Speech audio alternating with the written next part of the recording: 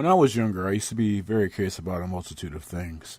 I always asked questions and I always had ideas about things. I was the kind of person who wanted to say what he wanted to say when he wanted to say it. Over time, however, I realized that some of the things I was saying were not exactly manner-friendly, such as not showing gratitude or not even saying please or thank you.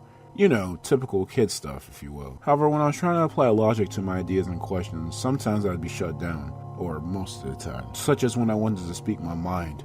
Getting into arguments with people I knew usually led to me wanting to disprove them and what they were saying because I knew it was wrong. Such as when I talked about games and someone wanted to go against what I had said, saying that they were right and that I was just saying nonsense. Not just that, but when I had ways to prove people wrong, they would quickly shut me down and tell me that I was just crazy or I was just a kid.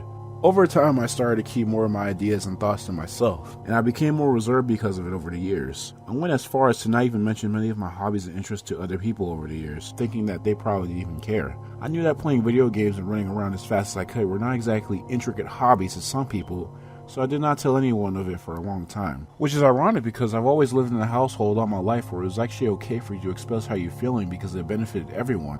Well, at least my mom and I. You know, single mom stuff. With this mindset, I subconsciously made it my goal to not disclose very important information about myself as I used to. It seemed like a good idea at the time. However, over time I felt like I was boxing myself in a lonely corner. Never wanting to tell people about myself left a severe lack of adaptability for them to become closer to me. However, ideas can change, and all it takes is some trauma for that to happen. One night when I was 14 years old, I was walking to a McDonald's up the street one night to get some food. I was home alone and I was bored, so I decided to go out. The trip doesn't take long, roughly 30 minutes to go there and come back. Even less if I was running like I usually did. As I was walking along the sidewalk, I saw a shady-looking man at a bus stop not far from the McDonald's. It was dark out, of course, and there was only one street light around. Even though it was a usually busy street, for some reason tonight, that was not the case. As I came closer about to pass the man, he called out to me. I wasn't really surprised, even though he did look shady. I have a nasty habit of thinking the best of a person when I meet them. It's not a bad quality that I have in my life, but it's something that has gotten me in trouble a couple times. He asked me if I knew when the bus was coming. I said I didn't, but I told him that the buses were probably not en route tonight since it was really late. The man was disappointed, but nevertheless said thanks. Then, before I could turn all the way around, he asked me what I was doing out so late. I remember thinking it was weird for him to ask me that, but at this time I wanted to try to be a little bit more open to people, you know, with me being reserved and all. I told him that I was going to the store to get something to eat. He then asked me if I could get him something. I'm a nice person, and although I declined, I gave him $10 because it looked like the man was very poor and hungry. After I gave him the money, I walked off and said goodbye. On the way back from McDonald's after getting some food, I felt like I was being followed. Granted, this was still pretty close to the McDonald's. Right outside the store, in fact. I looked inside the store through the glass windows and I saw him, standing there staring at me. It also seemed like no one in the store was actually paying him any attention, looking out the window like a crazed lunatic. So I was a little bit freaked out.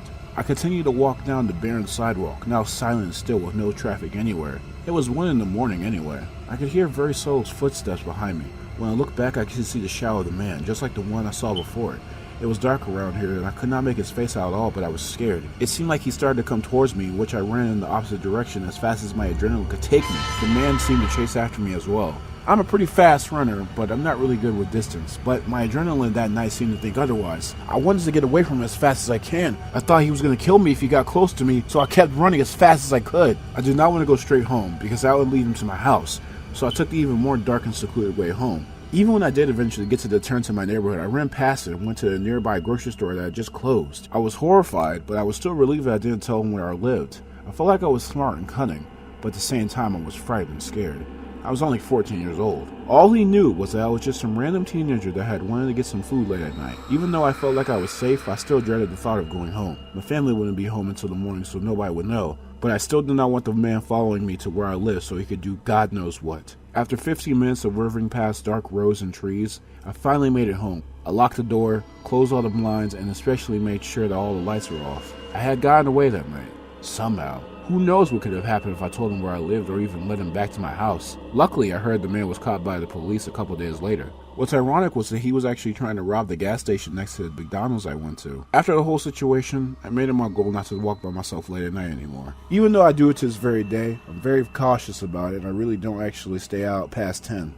At the same time though, even though it probably saved my life not giving the man too much detail about me, I did make it my goal to open up a little bit more to people when need be, although I still know when to keep my mouth shut. You would also think that after that situation I would not be so open to talking to strangers, but best believe I still did it.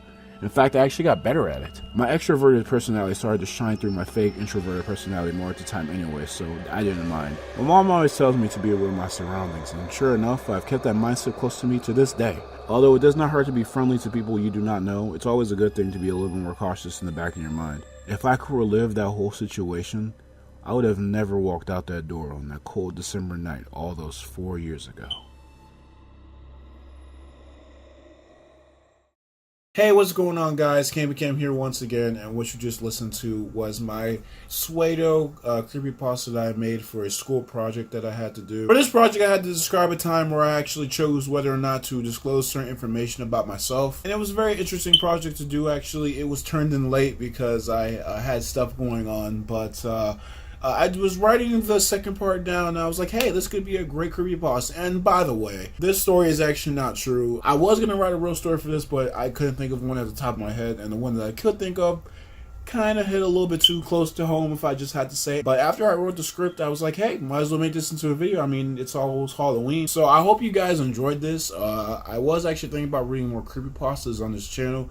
So if you want me to read creepypastas, then go on ahead and tell me in the comment section below. Do you guys like this lighting, by the way? And also, this lighting is not here because I wanted to. It's because the freaking light is not even on. Like, it's not even working. I tried to turn it on. I tried to screw in more light bulbs. People gotta come over here and turn on the light. So now I'm in the dark 100% of the time. And the light over there. I mean, there's that. Overall, y'all, I hope you enjoyed this video. If you guys like this video, like this video. If you guys dislike this video, dislike this video. And if you guys like you saw want to see more and not subscribe to the channel, I hope you guys are enjoying the awesome content I've been giving you guys. Thank you guys for watching. Have a good night, day when you're watching this. And as always, I'll see y'all later. Happy Halloween.